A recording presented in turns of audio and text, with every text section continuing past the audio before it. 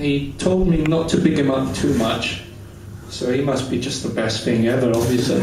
Damn right. Yeah. He's got a guitar, and his name is Louis Clark. Give it up for Louis Clark.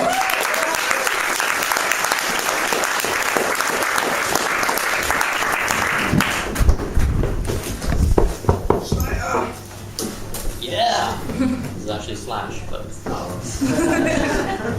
I knew that, I was just saying Slayer. Hello. Right. I'd like to start with something I've never tried before, if that's alright with you, which is a musical comedy. So, can everyone hear that? Yeah, good. Yeah. I should mention I'm not a singer or a songwriter, but I just had an idea, and I guess I got carried away with it, so here it goes. This song's called Anne Widdecombe's Vagina.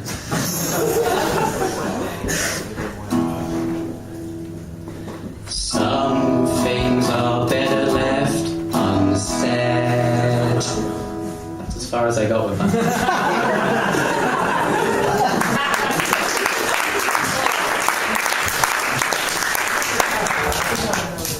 Solid opener. I've got to admit, it is a little bit weird being here doing comedy for the Birdcage, because last time I was here, Nelson will tell you, it went terribly, didn't it? It was alright. No, they hated me. It was awful. But it's fine, because I see it as an educational experience. Like, there's a lot you can learn from failure, so it's fine. I mean, I don't want to sound too bitter, but it was entirely the audience's fault. But that's fine, you know? It's fine. Those indie fucks want to spend all day at Nero's Cafe smoking menthol cigarettes and listening to the vaccines on their Android phones, which they bought smugly instead of getting an iPhone, and then come and judge me. That's fine. And to be honest with you, I mean, it's actually pretty funny. When I got off stage, the next act on was an acoustic Joe, and the second song they played was called Death of a Stranger. It's funny. So I just had to sit there as every time the chorus came around, waves of irony just cascaded against my sense of self, eroding me into nothing. But it's fine. And then this girl got up to get a drink, and she elbowed me like 4 times pretty hard between the shoulder blades, and when she finally apologised, I went, "That's alright, love, it's not the worst thing that's happened tonight." And she kind of went in the most condescending way possible.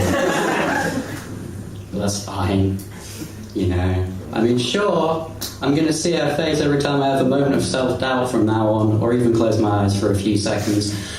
But trust me, it's fine. I guess if I had to philosophise about why the last crowd didn't like me, though, I'd say it's because my punchlines are too subtle.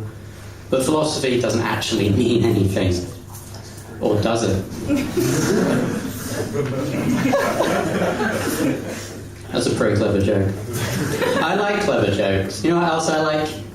I like similes. I like similes. That's a pretty clever joke too. It's also quite a wordy joke, and if you like wordy jokes, here's something. I like to point out when people misuse the word pedantic, because irony gives me an erection. Granted, that might not be the best joke you hear tonight, but it does have the truth on its side. Which is ironic, because hard truth is what I call my penis.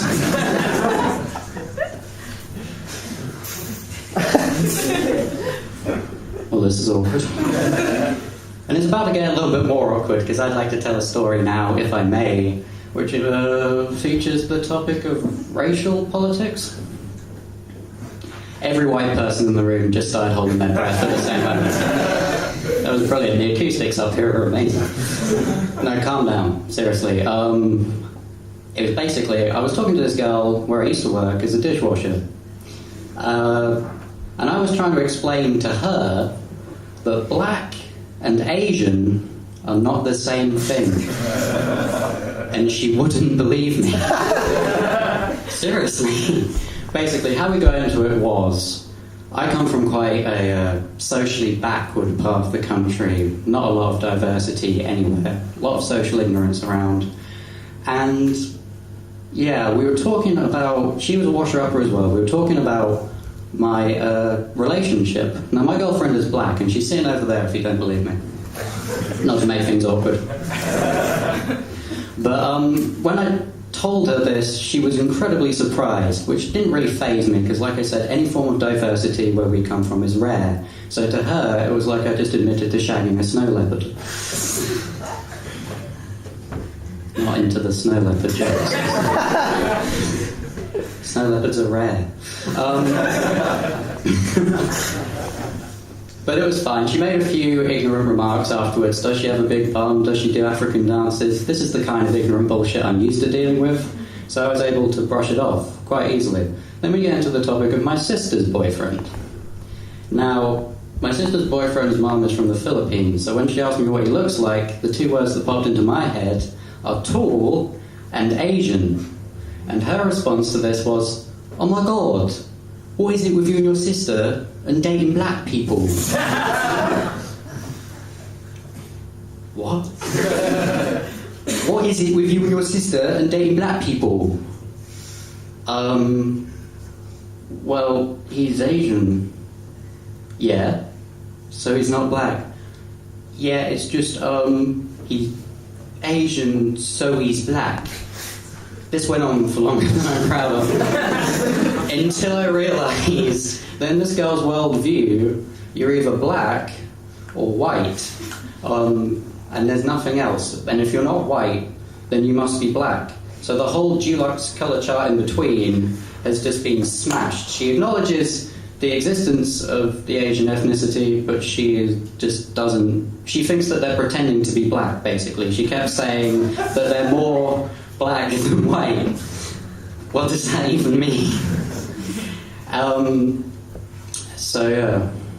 And basically, I'm trying to explain the concept of ethnicity to this girl for like 20 minutes. I'm standing there, I'm saying, right, to be black or Asian, it's more than just a skin colour. It's your cultural heritage, it's your identity, it's how you see yourself. If from a certain standpoint it's genetics, it's geographical location. And she's sort of standing there like a Labrador with a head injury, just sort of like, just not taking any of it in, pretty much ignoring every word I say. Then she starts digging herself deeper. At several points she went, "I'm not racist, but," which we all know. I don't even have to finish that. But yeah, her comment, just so you know, was, "I'm not racist, but all Chinese people look the same." And then she got incredibly defiant and defensive over what she was saying. She was going, "I've got my own opinions and I should be able to express them." And I think, yeah, that's true, but maybe don't express this one out loud, because it's bullshit. It's not even in sync with reality. It's up there with the idea that everything in your house comes to life when you're asleep.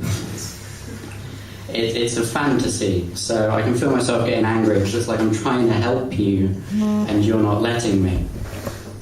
So I decide I'm just going to wind down for the rest of the day because it's getting awkward. I don't say anything. Right? This is the most ridiculous part of the story, and you're going to have to stay with me here because it sounds made up, but it's not. It's the end of the day. We all work in a kitchen. It gets really hot during the day because it's the summer, so we're outside, we're all having a cold drink. I went for bottled water because I like the classics. And we're sitting there. And with all the sincerity in the world, this girl looks at me and goes, "Did you know black people can't swim?" So all I could do was say, "What?" And she had follow-up information. She went, "Their bones are heavier than ours. That's why you never see them in the Olympics."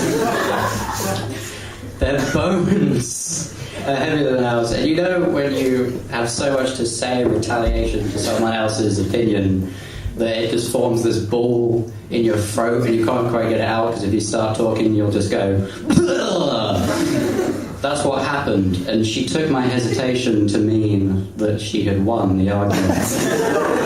And she started glowing. She was like, "Oh, you know, you're right, but what I wanted to say and wasn't able to at that moment was that even if there are less black people in Olympic swimming events, it's probably a cultural thing.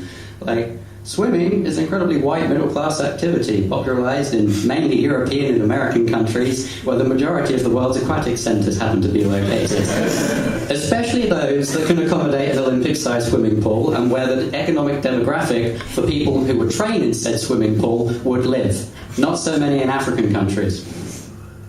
Well, they do have a lot of in African countries, tracks for running on, where running happens to be the most popular sport next to football. And am I wrong in saying that in countries where there's a water shortage, it's a really stupid decision to build a hole and then fill it with gallons of water and then poison it so people can splash around? I haven't really thought that one through. Yeah. So I guess what I'm trying to say is this girl was stupid. And I realise that's a lengthy anecdote to arrive at this conclusion. And I do feel kind of bad, because she's not a bad person, she's just ignorant. And she's great at washing up. I mean, that girl knows her way around the J-cloth. Seriously. That sounded like a sexual thing. Cleans up of her own mess. No, but I will probably see her again, and I just hope that the fact that people have been laughing and showing resentment towards these opinions will prove to her that she's wrong. And I don't want to come across overly sensitive of racial issues, because I'm not. I like to make jokes. I'm not racist. I despise racism. In fact, raise your hand if you're a racist.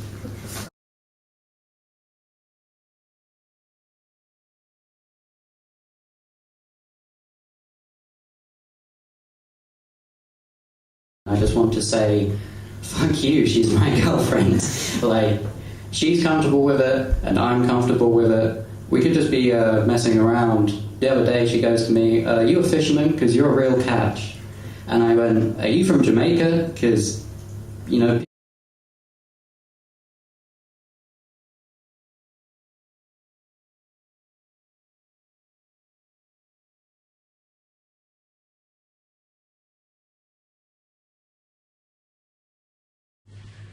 And I went, what do you mean? She went, well, when I go out, people stare at me, they don't even make any attempt to hide it. Young people, old people, women, children, have they never seen a black person before? And I went, well, maybe not. Or maybe, just maybe, they think you're a famous rapper. Oh, fuck you, she's my girlfriend. I've been Louis Clark, enjoy the rest of your night.